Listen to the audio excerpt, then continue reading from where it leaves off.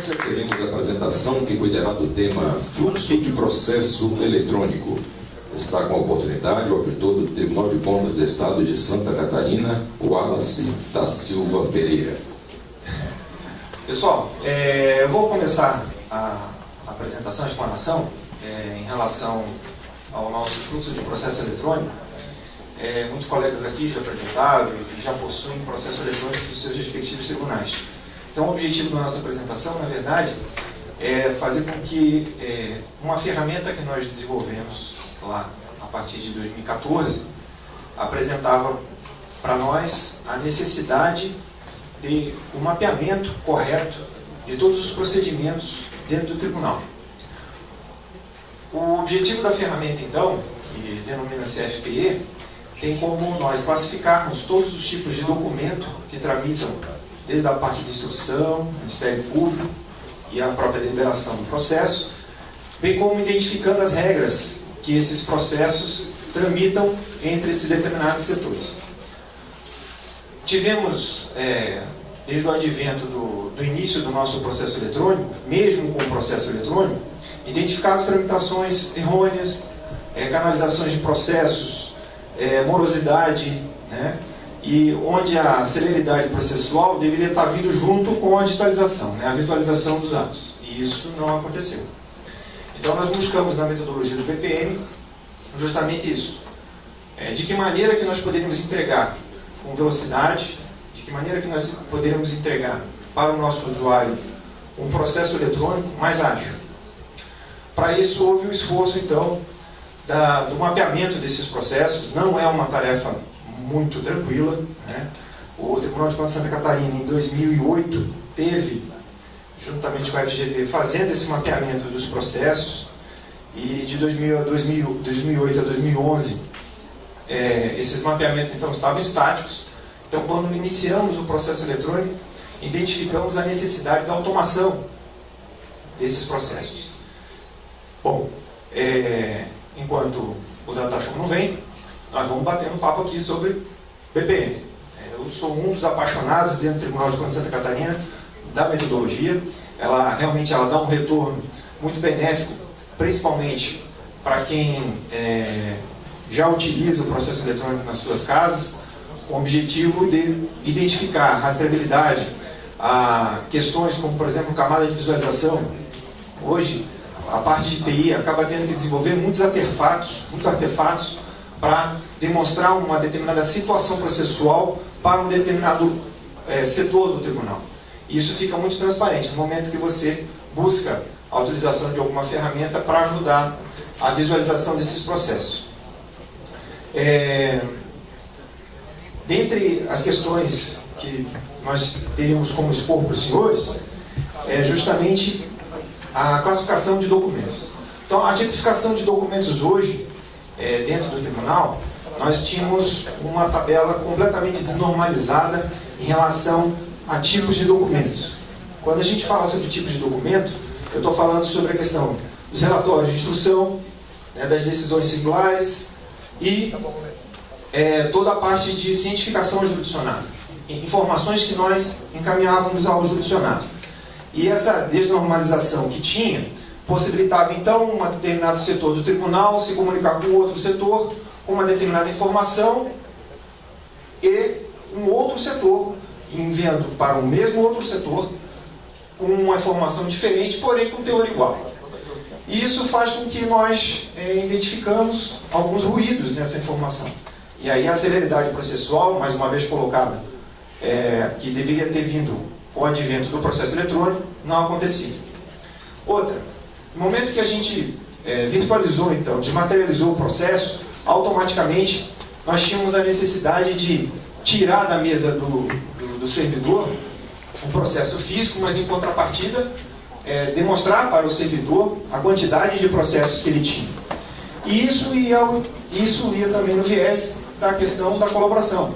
Então, muitos modelos de colaboração no tocante à informação, e agora a gente está falando um pouquinho de gestão de conhecimento, tinha a necessidade de eu saber o que adjacente a mim, o setor, tinha para fazer. Então, as atividades que são adjacentes ao meu setor, que eram obrigatórias a serem executadas e que estavam dependendo da minha atividade. Então, nisso nós juntamos os regramentos necessários para trafegar o processo eletrônico. Nós tínhamos, então, a questão da tipificação dos modelos, a tipificação dos documentos, os mesmos teores, e também nós tínhamos a necessidade de disponibilizar de forma colaborativa essas informações em torno do próprio tribunal. Bom, somando tudo isso, nós tínhamos também como resultado final, e não só esse, mas a questão dos indicadores. No momento que nós tínhamos condições de tipificar corretamente os documentos, identificar quais eram as atividades que determinados setores vão executar, nós conseguimos então começar a criar os PKIs, que são os nossos indicadores dentro do BPM. E isso nos facilitou muito, porque muitas áreas justamente buscam qual é a minha produção, o que falta para a minha produção, a previsibilidade da minha produção, quantas, os colegas aqui também colocaram, né, a questão das decisões já mapeadas, né, das decisões já indicadas, quais as decisões que afetam um determinado tipo de relatório técnico. Então, esses cruzamentos de informações só foram possíveis no momento que a gente começou a fazer esse mapeamento. E outra coisa que veio como subproduto, e que muito nos agradou, foi justamente a questão do conhecimento de trilhas, né, dos ritos processuais. Muitos colegas servidores que trabalhavam em determinada etapa do processo, às vezes só conheciam aquela etapa do processo, não sabiam o todo. E no momento que nós começamos a mapear os processos dentro do Tribunal de Contas, dos ritos de todos os tipos de processo, nós identificamos então um maior conhecimento dessa informação. E isso ajudou a identificar, inclusive, logísticas que antes nós não tínhamos. Então, a racionalização dos processos foi dada de forma gratuita. Então, no momento que um determinado setor visualizava que aquela informação passava pela área dele, ele se questionava, mas para que passa por aqui? Qual é a necessidade efetivamente de passagem aqui? Então, muitas das vezes, as nossas casas começam a utilizar o processo eletrônico, mas ainda enraizadas no pensamento do processo físico. E aí, de novo, nós não trazemos a celeridade processual necessária. Então, um apaixonado pela área, o BPM só trouxe alegria para nós nesse sentido. Obviamente que a atividade é árdua, porque o momento que um determinado setor do tribunal já trabalha há mais de 50 anos com papel e classifica aquela informação da mesma forma, obviamente que quebrar esse paradigma não é fácil. Outra quebra de paradigma interessante, e o Data Show com fome, né? Outra quebra de paradigma importante. As ferramentas atuais, de algumas casas nossas, também possuem de forma fixa alguns itens de menus onde nós executamos determinadas atividades para a movimentação do processo ou não, para a movimentação do documento ou não. A aquisição de uma determinada ação dentro de um software, ela é feita com base no que eu quero, na vontade que eu quero. Houve uma quebra também disso. Por quê? Sem olhar o desejo do nosso usuário, seja em qualquer instância que esteja, o objetivo inicial foi identificar para que o nosso usuário saiba o seguinte: o que eu tenho para fazer agora? Qual é a minha atividade? Então, esse processo, esse rito, ele abre essas oportunidades para eu fazer, essas oportunidades de atividade.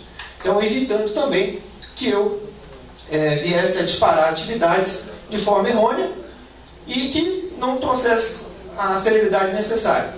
Então, isso foi também uma forma que, no momento que o sistema passou a ser orientado a processos e não a eventos, isso também traz maior celeridade. A ponto de nós eliminarmos, e algumas casas já eliminaram isso, né? Nós copiamos aqui o termo responsabilidade por agir do TCU. Na época eu fiz um contato com o Ranieri não está aqui.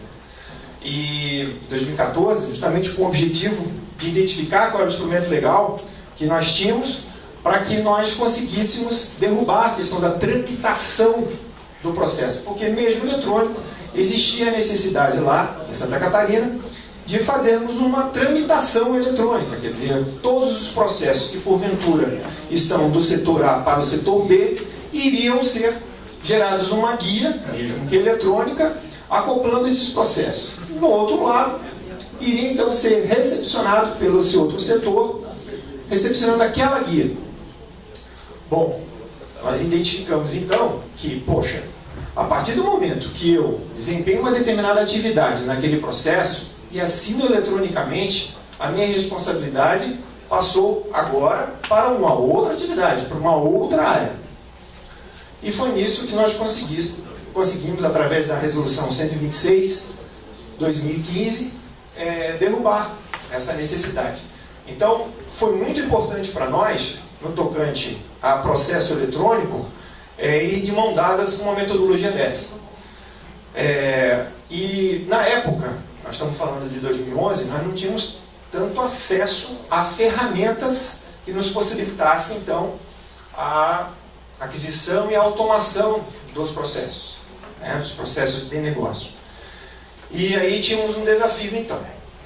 Nós tínhamos uma necessidade de buscar algumas ferramentas que já estavam no ar, porém, buscar algumas disciplinas dessa metodologia e desenvolver em casa uma ferramenta BPMS. E aí, a partir de 2013, 2014, nós conseguimos juntar um arcabouço de informações necessárias para que efetivamente a gente disponibilizasse essa ferramenta. E aí nasceu então o FPI.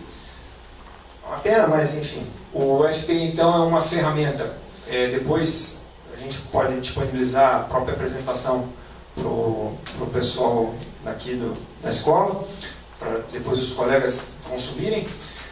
Mas o FPI então hoje é uma ferramenta que me possibilita então mapear todos os processos. Eu crio as atividades, eu crio as ações, eu tipifico os meus documentos, eu defino as regras, eu crio a camada de visão, né? No tocante à camada de visão, eu não tenho muita noção no tocante a cores, né? E a primeira vez que meu diretor viu lá os meus dashboards, que é a nossa visão de mesa de trabalho, que a gente começou a falar de diagrama de atividades, né? Ele falou assim: Wallace, você não entende cor. Aí entramos em contato com a nossa área de comunicação. Nossa área de comunicação então identificou algumas cores vinculadas a determinadas situações e atividades de processo. Isso abrilhantou mais ainda a ferramenta. E, por último, também não menos importante, a questão do fluxo processual, né? Quer dizer, saber identificar com clareza, uma ferramenta visual, quais os procedimentos que já foram realizados naquele processo e quais processos e quais atividades que ainda serão realizadas, que poderão, através de uma previsibilidade, também nos dá uma segurança em identificar quais atividades vão ser executadas, por quais áreas vão ser executadas e de que maneira que vão ser executadas, né? Então, basicamente, o que nós teríamos que falar, obviamente eu ia me ater um pouquinho mais no tocante à apresentação. Infelizmente, realmente, o Data Show foi almoçado sem a gente. E aí eu fico, obviamente, à disposição dos colegas, né, lá no Tribunal de Contas de Santa Catarina. Eu vou deixar para os colegas daqui as informações necessárias, né, para vocês fazerem contato e consumirem a palestra. Tá bom? Boa tarde a todos, então.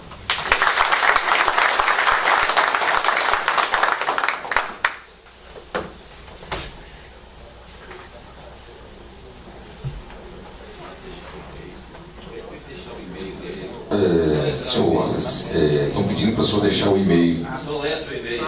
Soletra, letra B. Obrigado, presidente. WALLA C de cachorro e de elefante, Wallace @tce.sc.gov.br .sc santacatarina.gov.br. Eu repasso, com certeza, para os colegas aí a nossa apresentação. Mais uma vez, obrigado. Nossos agradecimentos ao palestrante, senhor Wallace Pereira. O senhor presidente do INPE convida o conselheiro Irani de Carvalho Júnior, do TCM de Goiás, para fazer entrega do certificado ao palestrante.